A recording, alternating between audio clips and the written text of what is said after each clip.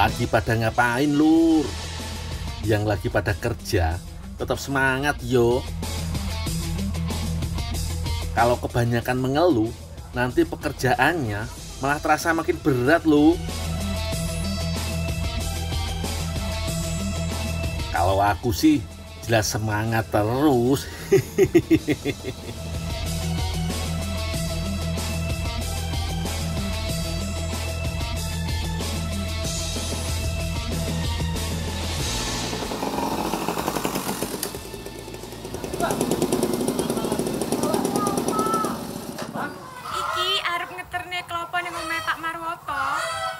Marwoto Kembang Gula? Iya.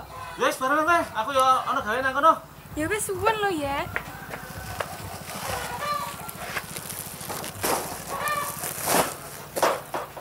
Mbak, malesan ta? Oh, gak usah. Aku tak ning omah wae, tapi mengko gawekno kembang gula ya sing wis mateng. Gawe nanti. Gawekno nang omahku to. Mbak ora iso lho. Ora, kok gawekno aku? Untung tujuanku dan Mbak Rahayu sama. Jadi sekalian tak bantu bawa kelapanya. Lumayan berat iki. Kasihan juga kalau dibawa Mbak Rahayu sendirian.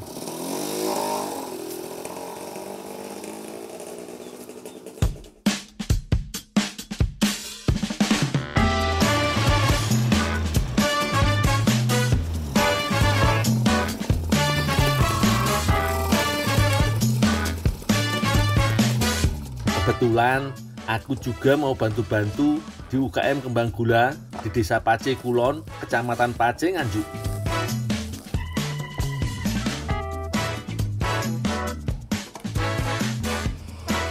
Usaha yang sudah dirintis sejak 18 tahun lalu ini membuat aneka kudapan tradisional, Lur.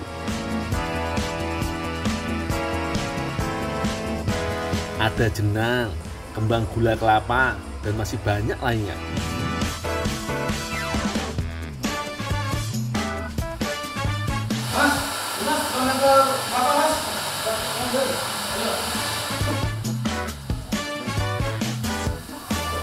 Nah, kalau yang lagi mau diproduksi ini kembang gula kelapa, Lur.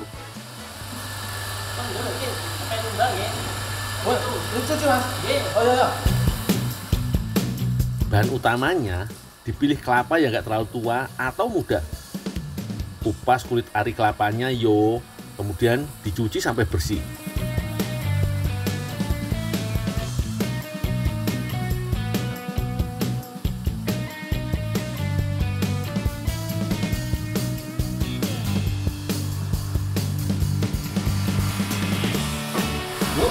Kelapanya yang udah dicuci. Matur pun ya, Dul. Ada yang bisa saya bantu lagi? Tulung sama gelasnya kembang gula dek open gitu. Oh. Open. Angkat yang jauh, Iya. Oh, yuk. Ya.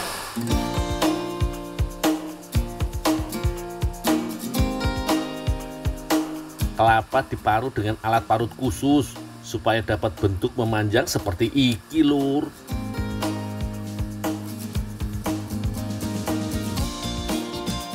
Selanjutnya, kelapa disangrai dan ditambah gula pasir.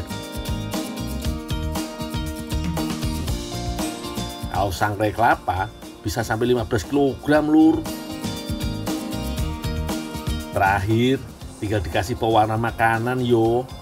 Ojo lali, sambil terus diaduk supaya nggak gosong.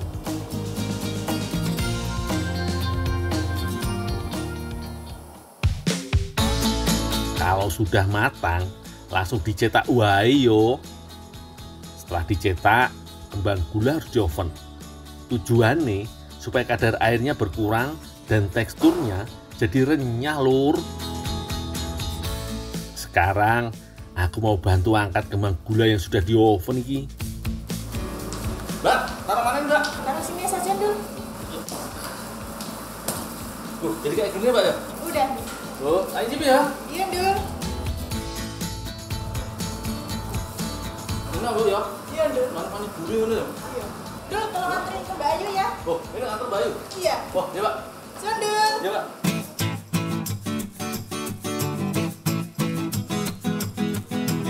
Kembang gula harus didinginkan dulu, Lur. Setelah itu baru dikemas.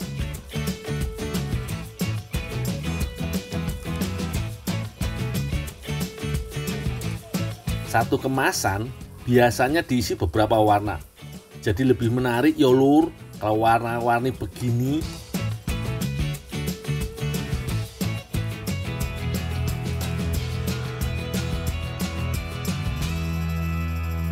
Aku mau nganter kembang gula kelapanya ke tempat Mbak Rahayu lur. Katanya mau diolah jadi cookies yang jos gandos. Wah, mantep kui. Mbak, ini Mbak kembang gula nih Mbak. Oh iya Ndul, matur suwun ya. Iya Pak.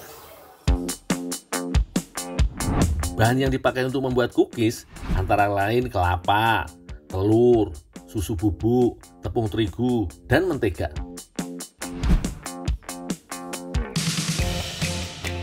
Kocok telur dan parut kelapanya lur. Setelah itu masukkan susu bubuk dan mentega. Kocok lagi sampai semua bahan tercampur rata. Kemudian tambahkan tepung terigunya. Ojo lali diayak dulu agar tidak ada tepung yang menggumpal. Aduk adonan sampai semua bahan tercampur.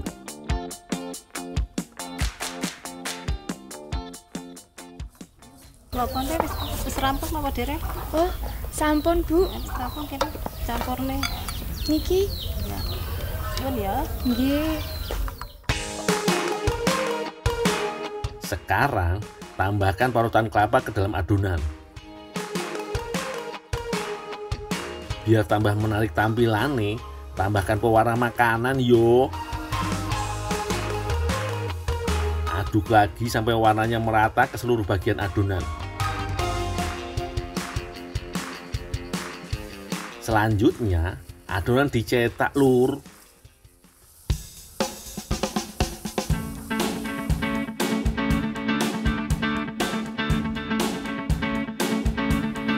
Bentuk adonan bulat-bulat dan tutup dengan remahan kembang gula kelapa.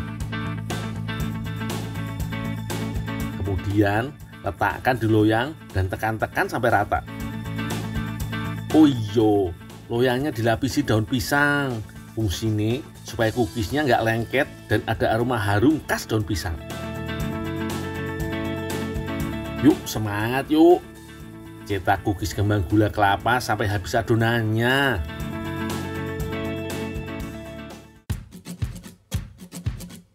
Setelah itu, cookies langsung dipanggang. Gak lama kok lur, cuma butuh waktu sekitar setengah jam pakai api sedang.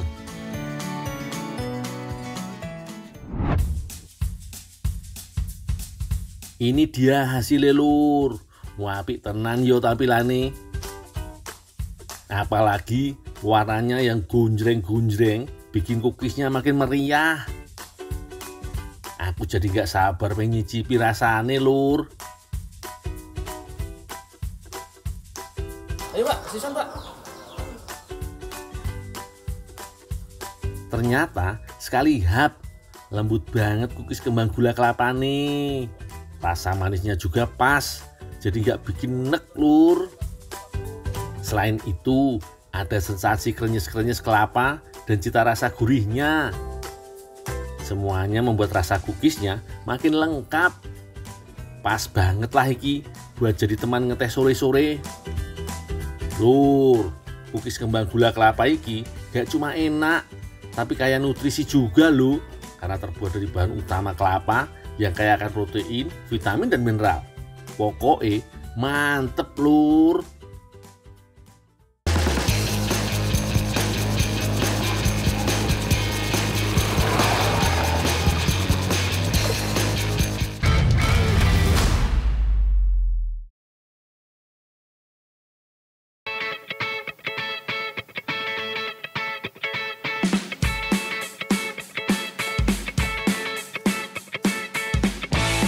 Aku mau bantu Bu Susi untuk panen bode lur. Iki salah satu umbi dari tanaman sejenis talas. Kali ini panennya cukup ekstrim. Umbine tumbuh di tebing yang cukup miring. Lokasinya di Desa Ngemplak, Kabupaten Trenggalek, Jawa Timur.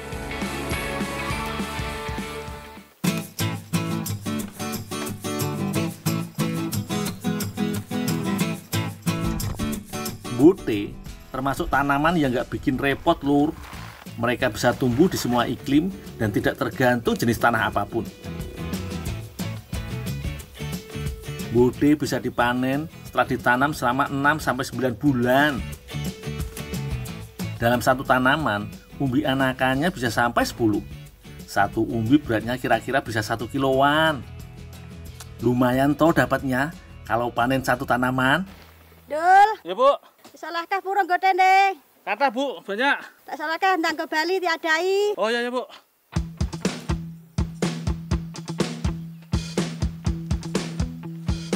Waiki masih ada PR ngangkut 20 kiloan bote dengan jalan yang begitu ekstrim. Aku harus benar-benar hati-hati. Bahaya kalau sampai kepleset.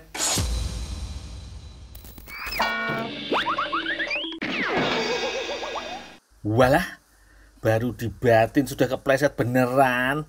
Untung semuanya masih aman-aman lur. Langsung diikat ke motor aja yo. Pastikan terikat kuat supaya bote nggak ambiar di jalan.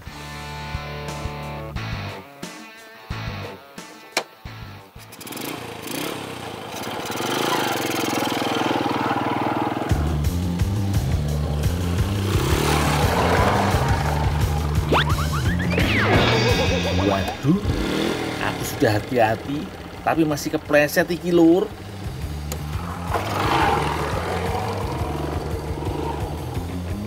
Kali ini harus ekstra hati-hati. Medannya nggak main-main. Aku harus melewati lumpur dan tanah berbatuan.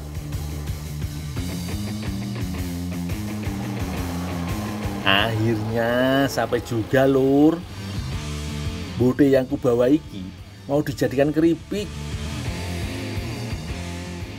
Bu, taruh mana ini Bu? Taruh sini aja. Taruh sini aja. Oh ya. Dul, Ya Bu. ini keripiknya sama godet kasihkan bahan ya. Oh, keripik sama bodenya kasih bahan. Iya. Oh ya Bu. Udah ditunggu. Remah-remah keripik bote biasanya memang tidak dijual yo, tapi diberikan untuk yang butuh aja. Mbak Hani mau memanfaatkan remah keripik bote jadi manco khas Trenggalek. Setauku, manco berbahan beras ketan dan dilapisi wijen. Iya yo, kalau divariasi dengan keripik bote, tumbuk beras ketan yang sudah dikukus dan kedelai. Bahan, ini Mbak suruh ngantar anu Mbak, keripik sama bote. Oh iya, ini minta tolong dicuci dulu ya. Oh, dicuci dulu Mbak? Iya. Oh iya Pak.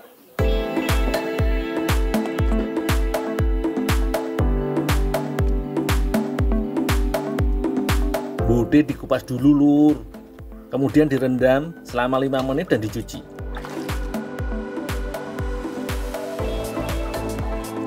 Pastikan sampai benar-benar bersih yo, soalnya ada kandungan dalam bote yang bisa membuat gatal kalau kurang bersih mencucinya.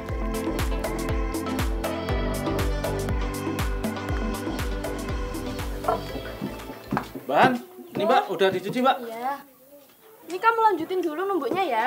Saya lanjutin dulu Iya. Pak. Oh, Ini saya bawa ke dalam. ya Pak, ya dulu. Pak.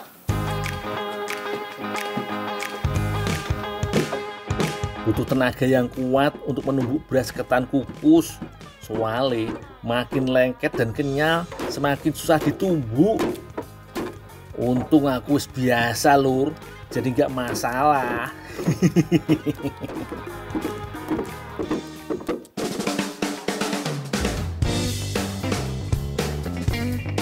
Botenya dipotong-potong, kemudian dikukus sampai empuk. Kira-kira butuh 15 menitan yo.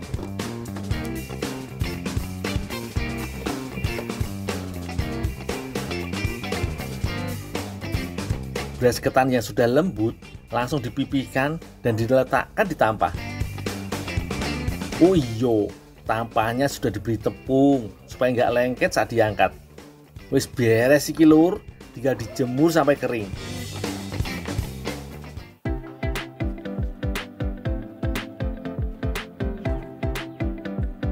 Iki hasilnya sudah kering yo.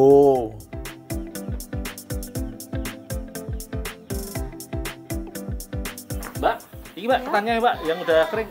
Wah, iya. Suwun deh ya. Oh, iya, Pak.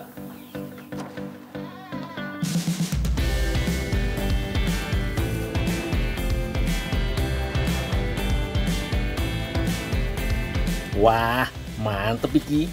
Gorengnya pakai pasir, jadi bebas kolesterol. Pastikan pasir benar-benar panas sebelum memasukkan mancu, karena hasilnya kurang jos kalau pasirnya nggak panas.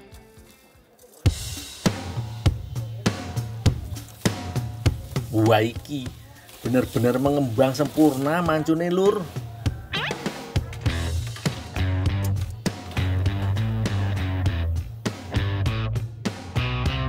Setelah mateng, bote langsung ditumbuk halus.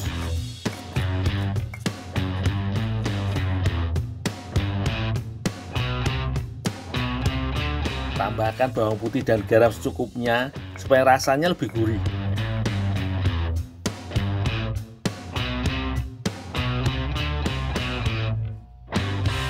Sekarang tinggal menggabungkan mancu dan bote yo. Mancu goreng langsung diselimuti bote seperti iki, Lur. Kemudian celupkan dalam gula aren cair. Terakhir, baluri dengan wijen dan remahan keripik mancu.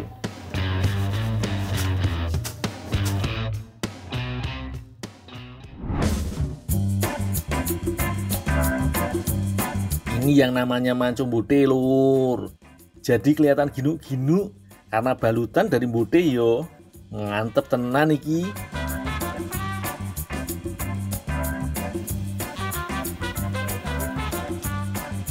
Begitu digigit, langsung terasa manis mancu dan gurih bote yang menyatu sempurna. Ditambah sensasi keripik dari keripik bote yang bikin mancu lebih jos gandos, Lur.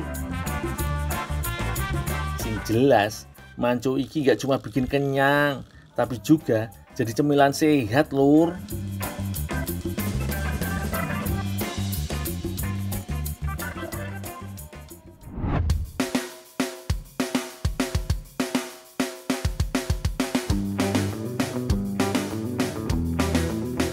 Ini aku lagi ditambah udang di Desa Waituo, Kecamatan Lansirang, Pinrang, Sulawesi Selatan.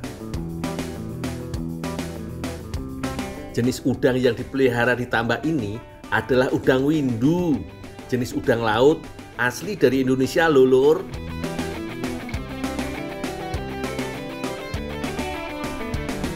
Ini tambak berisi udang windu yang sudah bisa dipanen.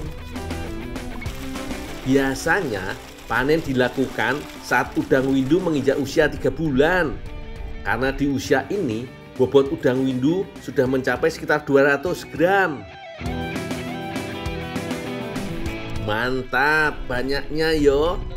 Gak salah kalau Pinrang menjadi salah satu daerah penghasil udang windu terbesar di Indonesia. Udang windunya tentu aku masak, Lur. Mau aku olah jadi kue tradisional Indonesia, yaitu kue lumpur. Pertama, aku rebus dulu udang windunya, biar rasa udang semakin gurih. Jangan lupa taburi garam secukupnya. Sebenarnya, udang direbus aja udah enak banget rasanya, Lur. Manis. Tapi namanya juga gundul, yo berinovasi toh. Kentang rebusnya sudah mulai ditumbuk nih. Kentang jadi bahan utama membuat kue lumpur. Bu, ini Bu udangnya udah matang, Bu. Kupas lalu potong-potong. Oh, ya Bu. Ya. Karena dagingnya saja yang diolah, jadi kulitnya harus dikupas, Lur. Daging udang windunya tebal banget yo, Lur. Bakal puas ini makannya. Biar gampang disantap, potong seukuran 1 ruas jari. Kak April yang bikin adonannya nih, Lur. Selain kentang tumbuk, Gula, telur, terigu, margarin, dan santan wajib ada kalau mau membuat kue lumpur. Kue lumpur terkenal sebagai kue tradisional bertekstur lembut. Salah satu yang bikin kue lumpur lembut yo karena ada tambahan kentang tumbuknya, Lur. Kak, ini udah sama kentangnya, Kak. Simpan situ aja, Dul. Oh, ya, Kak. Makasih ya, Dul. Oh, ya. Udang windunya bisa ditambahkan ke adonan sekarang atau bisa juga saat proses masak nanti.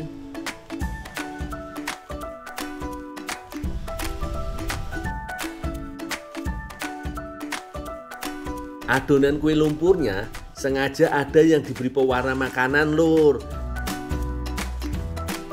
Potongan udang bisa ditambahkan di bagian atas kue seperti ini.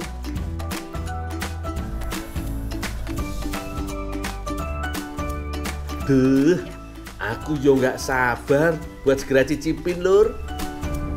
Untung cuma nunggu 10 menit. Kue lumpur udang windunya sudah mateng nih, Lur. Tebal banget kue lumpurnya. Makan satu juga kenyang ini, Lur. Sekali gigit langsung ketemu manisnya kue lumpur dengan gurihnya udang windu. Inovasiku gak pernah gagal, Lur.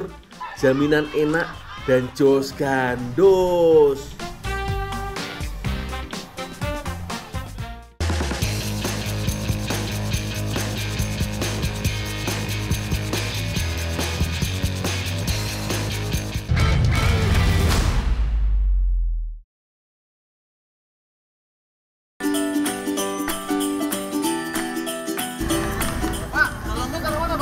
Oh, taruh sini aja, Dul.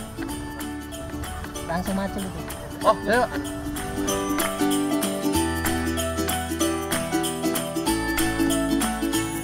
Beres, Mas.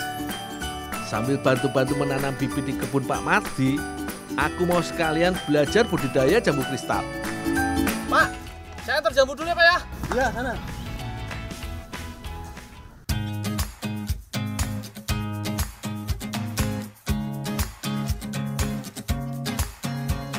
Wah, ternyata Bu Harini dan ibu-ibu yang lain sudah mulai panen.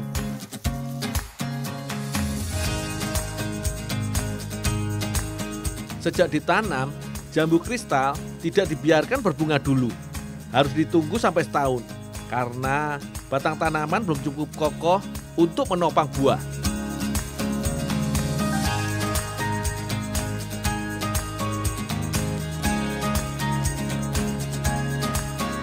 Meskipun waktu tanamnya berbarengan, setiap tanaman bisa beda waktu panennya. Kalau di sini sih, setiap minggu selalu ada jambu yang dipanen.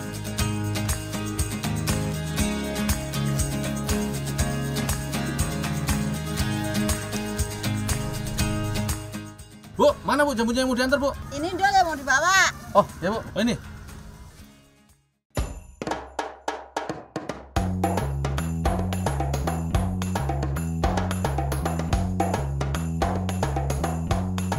Kak Emel, ini jambunya langsung aku serut aja ya? Oh iya, Dul. Yang banyak ya. Oh, ya, Kak.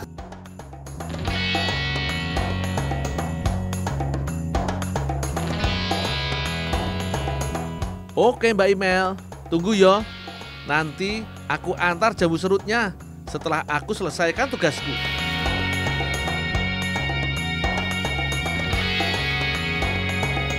Pembungkus ini untuk melindungi jambu dari serangan hama lalat buah. Nah, kertas di dalamnya untuk menjaga kelembapan yang tinggi karena plastik pembungkus. Sebenarnya masih bisa pakai pembungkus selain plastik, misalnya kertas, daun pisang, daun jati, atau kain. Yang penting, bahan pembungkus tidak mudah rusak dan bisa menjaga kelembapan.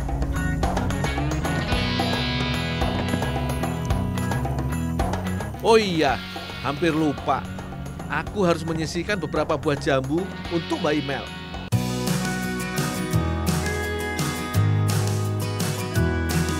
Baru nyerut aja rasanya sudah pengen ngemil.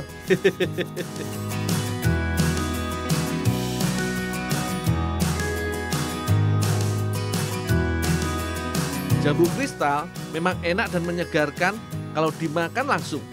Tapi kalau diolah dengan bahan makanan lain, kayaknya oke juga ya. Pak, saya ke tempat Kak Imel dulu ya. Oh iya, Dul.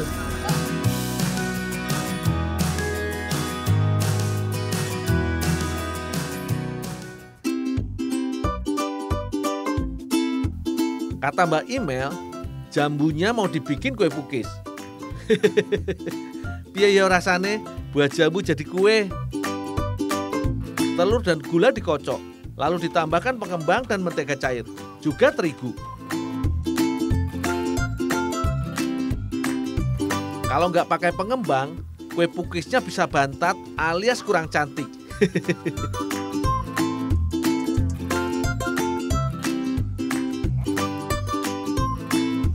Oh iya, rasa manisnya juga bisa ditambahkan dari susu cair.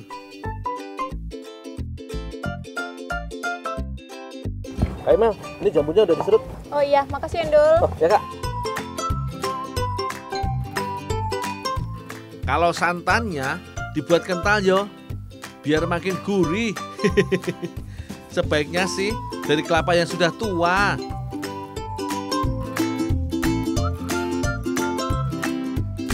Sebaiknya jambu serut jangan terlalu berair, soalnya bisa membuat adonan terlalu cair. Hasilnya kue pukis kurang bagus.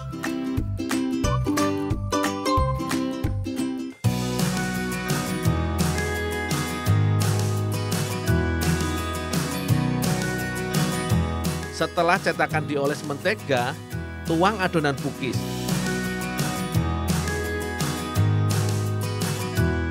Jangan terlalu penuh, karena nanti kuenya mengembang. Kalau sudah, tutup cetakan supaya matangnya rata.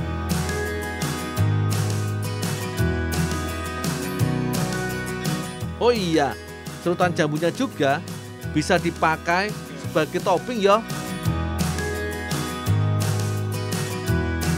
Kalau permukaan atasnya sudah memadat dan bagian bawahnya matang, tinggal angkat kuenya.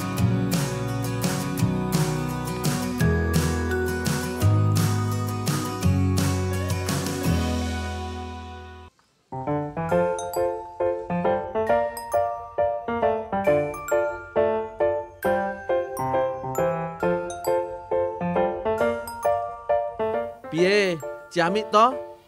Siapa mau? Aku yo jelas pengen. Selain penasaran sama rasanya, aku juga kelaparan.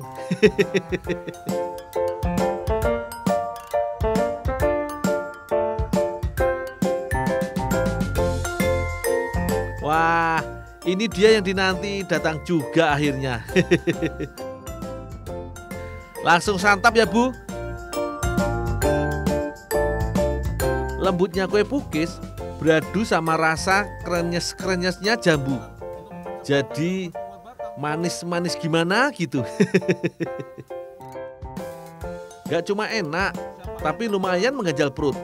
Ada karbohidrat dari tepung terigu yang mengenyangkan. Piye, lengkap toh manfaatnya? Monggo yang mau berinovasi dengan jambu kristal. Gak cuma kue pukis, bisa juga dikombinasikan dengan kuliner lain.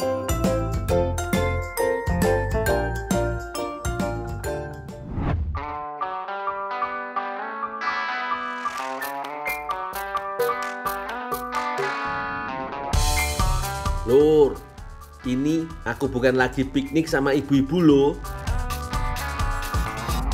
Aku lagi ikut mereka, mau panen terubuk. Aku udah beberapa kali panen dan mengolah tarubuk, tapi khusus kali ini diolah jadi sayur khas Garut Selatan. Yang belum tahu tanaman tarubuk, iki lulur yang namanya tarubuk. Bagian pucuknya yang kita ambil lur. Biasanya tarubuk bisa dipanen saat usia 5 bulan. Udah banyak, Bu? Udah. Oh, ayo pulang. Yuk.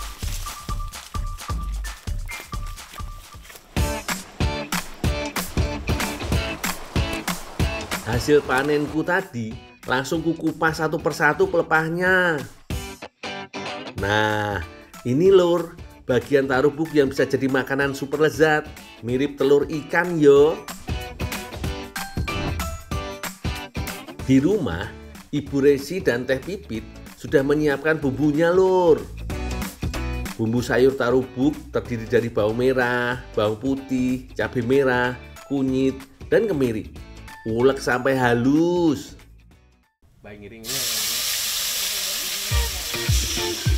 Cara masaknya gampang lur. Tinggal tumis bumbu sampai harum. Lalu tuang santan kental sebagai kuah sayurnya. Rasa manisnya bukan pakai gula pasir, tapi gula merah nih lur. Jangan lupa bumbu penyedapnya yo. Terakhir, masukkan terubuknya. Aduknya hati-hati, jangan sampai terubuknya hancur. Sekarang tinggal dimasak sampai bumbu meresap. Selain sayur tarubuk, kita bikin perkedel terubuk juga nih.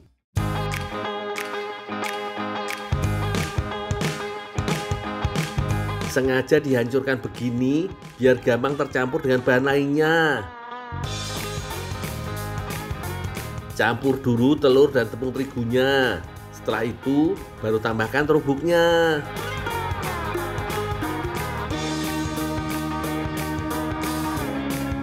Jangan lupa beri irisan daun bawang dan cabai merah.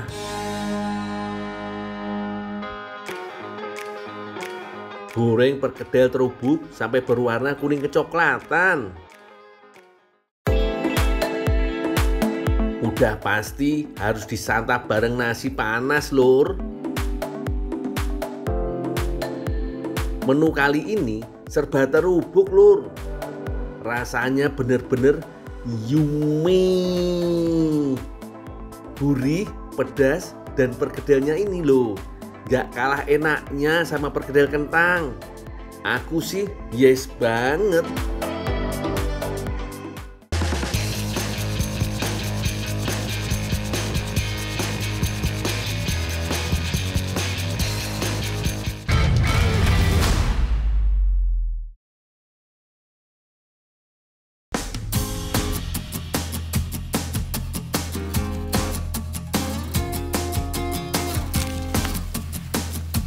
Hari ini aku sedang membantu para petani panen jagung lur. Lokasinya ada di Desa Kulur, Kecamatan Majalengka, Kota Majalengka.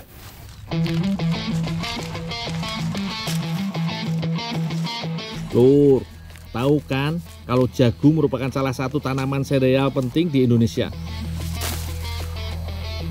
Selain sebagai tanaman bahan pangan pokok pengganti beras, jagung juga merupakan bahan baku pakan ternak. Nah, jagung yang kami panen kali ini adalah jagung hibrida lur. Jagung hibrida kini kurang diminati untuk dikonsumsi karena kalah populer dengan jagung manis. Makanya belakangan jagung hibrida lebih diperuntukkan sebagai bahan pakan ternak.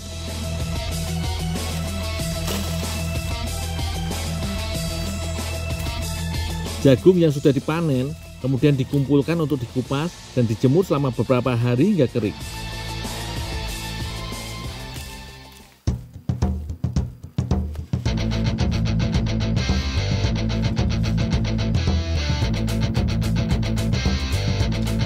Nah, ibu-ibu petani ini yang bertugas untuk melakukannya lur. Weleh-weleh, biarpun bekerja di daerah terik matahari tiap hari, semangat ya Bu. Wah, aku juga nggak boleh kalah nih lur.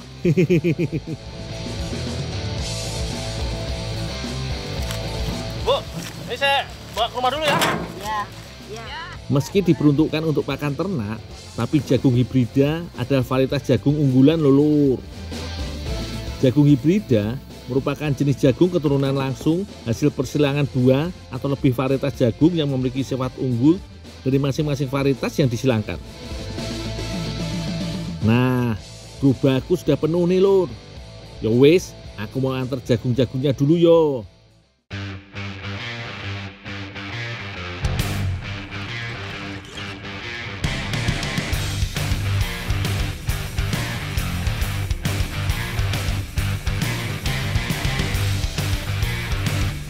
Setelah dikeringkan, biji jagung akan dilepaskan dari bonggolnya. Kemudian dijemur lagi hingga benar-benar kering. Biji-biji inilah yang nantinya akan jadi bahan pakan ternak lur.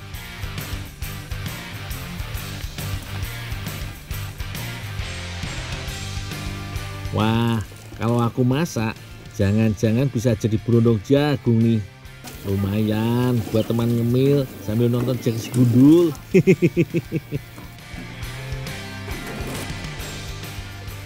Bu, langsung dipecelin semua ini. Gak usah, jangan parab sapi bae badulna. Oh, ya.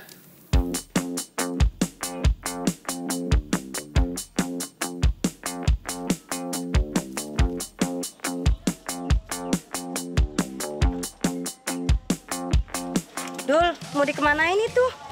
Ini bedulnya jagung. Kata Sibu suruh kasih ke sapi. Jangan semua ya, sisain sedikit. Dibikin tepung. Wah, iki baru menarik. Tongkol jagung dimanfaatkan sebagai pengganti tepung dalam masakan. Aku jadi penasaran lur. Kasih ya Dul. Iya ya teh.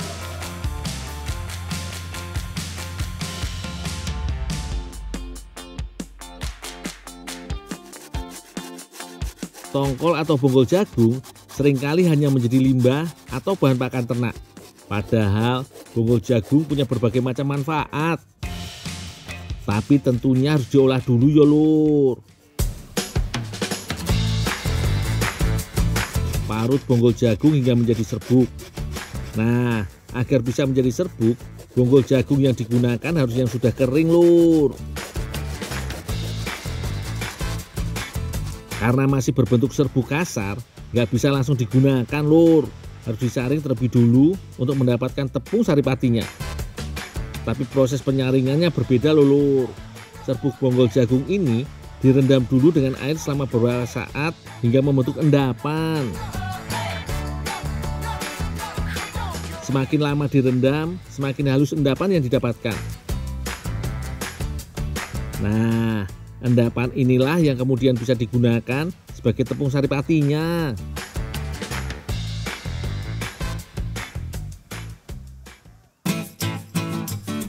Wah, ternyata bonggol jagungnya mau diolah menjadi jagung masala. Itu loh lur, inovasi dari masakan cana masala yang berasal dari India. Bedanya, jika cana masala berisi kacang-kacangan, tapi kali ini Teh Ratna menggantinya dengan jagung manis. Masakan ini terkenal kaya akan bumbu dan rempah. Teh, ini teh, tongkol jagungnya teh, udah aku jadiin tepung. Iya Dul, makasih ya Dul ya. Ada yang bisa saya bantu lagi teh? Udah nggak usah, nggak apa-apa. Oh, iya. Makasih ya. Aku tinggal dulu ya teh ya. Iya Dul.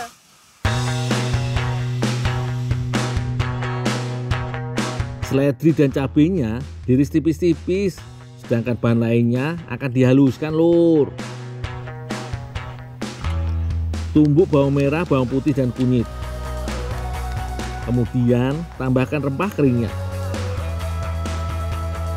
Berikan sedikit potongan cabai, lalu haluskan kembali hingga tercampur rata.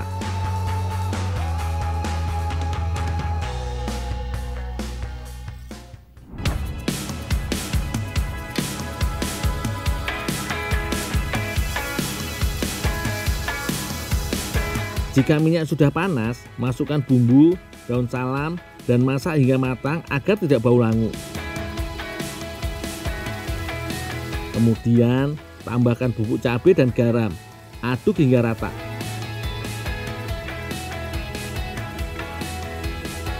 Tuangkan jagung manis dan air, aduk dan biarkan matang. Terakhir, tambahkan tepung bonggol jagungnya dan aduk hingga kuah kental. Setelah rata, biarkan masak hingga kuah mendidih. Cana masalanya siap disajikan lur.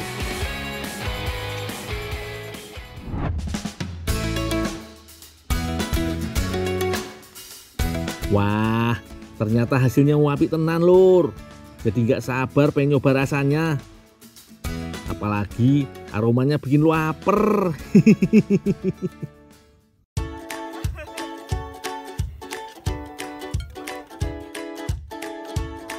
Wah lur, rasanya mantep.